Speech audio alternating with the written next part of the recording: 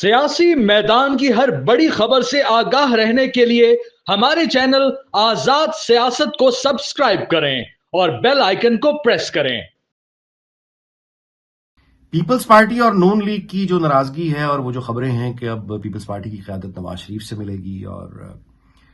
पंजाब के मामलात पे कुछ काम करेंगे, कुछ बताया जा रहा है कि वफाकी हुकूमत से भी कुछ उनको शिकायतें हैं। तो देखिए, असल में पंजाब में जो वजारत आला ज़ाहिर है कि मरीम नवाज के पास है और मरीम नवाज जो हैं वो अपनी पावर जो है वो किसी के साथ भी शेयर नहीं कर सकती। पीपल्स पार्टी तो दूर की बात है, वो खुद अपनी फैमिली, यानी आप अगर हमजा शहबाज साहब को देखिए या उनकी हालत को देखिए तो अंदाज़ा हो जाएगा कि पीपल्स पार्टी को फिर क्या रियलिस्टिकली उम्मीदें लगानी चाहिए। यानी वहाँ पे मामला ये है कि अगर आप किसी आला अफसर से पंजाब में कोई सवाल कीजिए सियासी मदाखलत का, तो जो पहली मिसाल वो देता है वो हमजा शहबाज की देता है। कोई भी अफसर हो, आप उनसे बात कीजिए आला सतह पे और सिफारिश या मेरिट की बात करें तो वो हमजा शहबाज गोया एक मिसाल बन चुके हैं कि हमजा शहबाज का देखिए फ़ोन आया था, उनका काम नहीं हुआ, या फलां शख्स जो है वो हमजा शहबाज का नाम ले रहा था, उसका काम नहीं हमने किया। यानी वो एक यार्ड स्टिक जैसे होती है, एक मयार जैसे होता है, एक तराजू जैसे होता है, एक पैमाना जैसे होता है। तो वो पैमाना जहां पे खुद हमजा शहबाज हो, खुद उनकी अपनी पार्टी के लोग हों, वहां पीपल्स पार्टी को ये तवक्को करना कि उनको कोई अकोमोडेट कर लिया जाएगा, ये जाहिर है कि रियलिस्टिक बात नहीं है। अब वो मियां नवाज शरीफ से मिलेंगे और अपनी शिकायत सामने रखेंगे। मियां नवाज शरीफ उनको अकोमोडेट करना चाहें, या ये सवाल पैदा होता है कि मरीम नवाज जो हैं वो किस हद तक अकोमोडेट करने पर तैयार होंगी। ये और फिर ये भी सवाल है कि क्या मियां मोहम्मद नवाज शरीफ के पास वो अथॉरिटी रह गई है, बाकी रह गई है कि अगर वो कोई कमिटमेंट करते हैं पीपल्स पार्टी के साथ तो वो कमिटमेंट पूरी भी हो जाए, ऑनर भी हो जाए।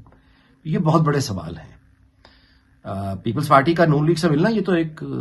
अच्छी बात है, मुलाकातें सियासतदानों में होनी चाहिए, लेकिन मुझे पीपल्स पार्टी का कोई मसला हल होता हुआ इससे नजर नहीं आता।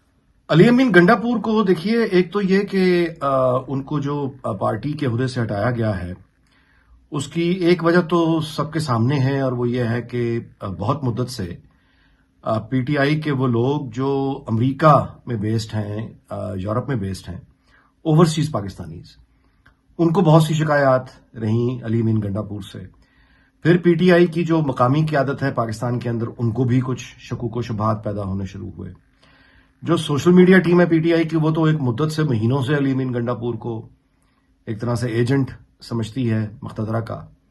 और इस पर वो इज़हार ख्याल भी करते हैं, इल्ज़ाम भी लगाते हैं, और जो उनकी स्पेसेस हो रही हैं उनमें एक मुद्दत से अली अमीन गंडापुर की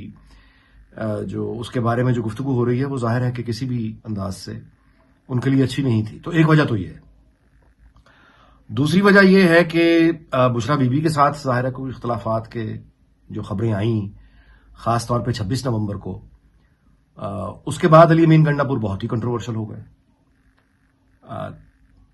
जाहिर है कि उन्हें गलत जगह, यानी बुशरा बीबी के साथ तो अगर आप पीटीआई में अगर कोई है और बुशरा बीबी के साथ अगर उसका ताल्लुकात अच्छे नहीं है या वो बुशरा बीबी की गुड बुक्स में नहीं है तो फिर पीटीआई में तो उसका कोई काम नहीं है। तो एक तो ये दूसरी वजह बुशरा बीबी के साथ इख्तलाफात, जाहिर है कि अली अमीन गंडापुर से जिम्मेदारियां लेनी थी। और तीसरी जो बहुत इंपॉर्टेंट बात है वो है कि पख्तूनख्वा में जो हुकूमत का हाल हो गया है, यानी जो वहां बुरा हाल है, जो लूट मार है और जिस तरह की बद इंतजामी है, उसने हवास बाख्ता कर दिया है। और मैं आपसे गुजारिश करूं कि अगर जो कि इमरान खान इलेक्शन ही मांग रहा है ना, इलेक्शन अगर हो जाते हैं, यानी इमरान खान की ख्वाहिश पूरी हो जाती है और इलेक्शन हो जाते हैं 3 महीने में या 6 महीने में, तो पख्तूनख्वा में तो कोई वोट नहीं मिलेगा जो परफॉर्मेंस है अली अमीन गंडापुर की।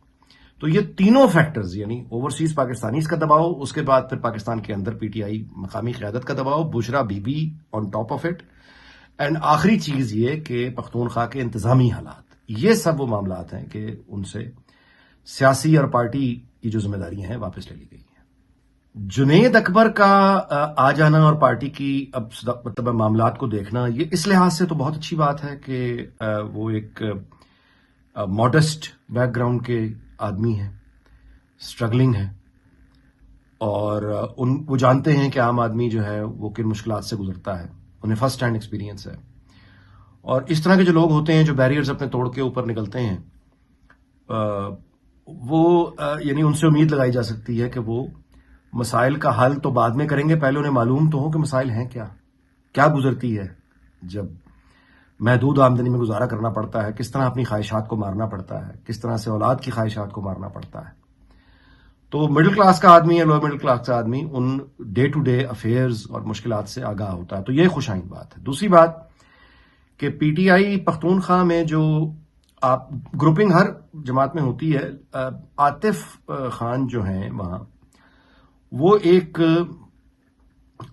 برائٹ شخصیت کے مالک ہیں، وہ ایک پڑھے لکھے آدمی ہیں. مجھے ان کے ساتھ ملاقات کا بھی اتفاق ہے اور گپ شپ کا بھی اتفاق ہے. وہ ایک بڑا کینوس رکھتے ہیں، یعنی آپ ان سے دنیا کے بارے میں جب بات کرتے ہیں تو وہ ایک باخبر آدمی ہیں. اور ان کا بھی جو انداز ہے زندگی گزارنے کا، وہ ایک اچھا مڈل کلاس کی فیملی جیسے ہوتی ہے، اپر مڈل کلاس کہہ لیجیے. یعنی وہ کو پیسے کی دکھایا ہوا یا نمائش وغیرہ زیادہ بلیو نہیں کرتے، اور ڈے ٹو ڈے افیئرز جو ہیں نارمل لوگوں کی طرح انجام دیتے ہیں. تو اچھا ہے کہ اب پی ٹی آئی کو اگر یہ خیال آ گیا ہے، اور ممکن ہے کہ علی امین گنڈاپور کو ہم کچھ عرصے بعد کوئی نو کانفیڈنس بھی وہاں دیکھ لیں اور کوئی نیا سی ایم بھی دیکھ لیں پختونخوا میں. کوئی حیرت نہیں ہونی چاہیے اگر ایسا ہوا تو وہ عاطف خان ہوں یا وہ جنید اکبر ہوں یا وہ والا گروپ پی ٹی آئی کا جو صرف یعنی جذباتی نہ ہو، حملوں پہ یقین نہ کرتا ہو، بلکہ کچھ گورننس کی طرف بھی دھیان دے. تو ممکن ہے کہ یہ آتے ہوئے الیکشن کو نظر میں رکھتے ہوئے یہ تبدیلیاں پختونخوا میں پی ٹی آئی کر رہی ہے، اور عین ممکن ہے کہ علی امین گنڈاپور سے وزارت اعلیٰ بھی اب واپس لے لی جائے.